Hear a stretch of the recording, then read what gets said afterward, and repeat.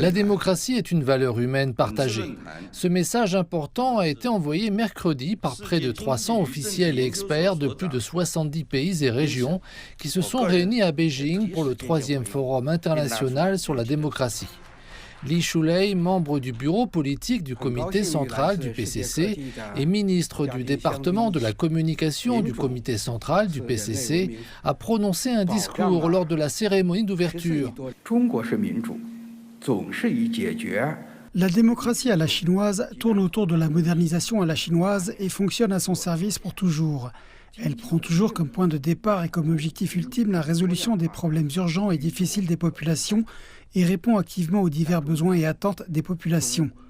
En Chine, des grandes politiques nationales à la gouvernance sociale, des besoins fondamentaux à l'éducation, l'emploi, les soins médicaux et les soins aux personnes âgées, les populations ont un lieu pour pouvoir exprimer leurs souhaits et leurs appels. Les populations constatent les changements et en retirent des avantages concrets. Ces efforts contribuent à l'obtention de valeurs démocratiques alignées sur l'efficacité de la démocratie.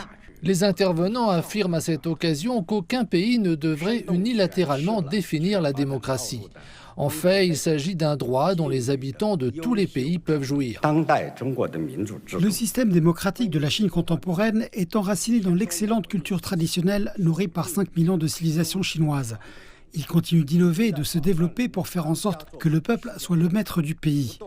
Le Parti communiste chinois propose et développe la démocratie populaire intégrale et ne cesse de transformer la valeur et le concept en dispositions institutionnelles scientifiques et efficaces et en pratiques démocratiques concrètes et réalistes. Le développement des forces productives de nouvelle qualité permet aussi de trouver la voie créative pour promouvoir la démocratie. Le monde n'est toujours pas pacifique et nous avons plus que jamais besoin de respect mutuel, d'unité et de coopération.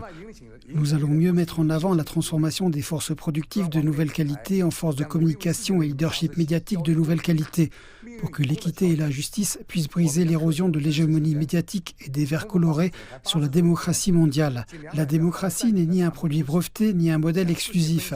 C'est antidémocratique de regarder la civilisation politique multicolore d'un point de vue monotone et rigide. Des dirigeants et officiels étrangers ont partagé cet avis, affirmant que la démocratie ne devrait pas être un modèle exclusif et que le modèle exclusif ne répondait pas aux besoins de développement du Sud.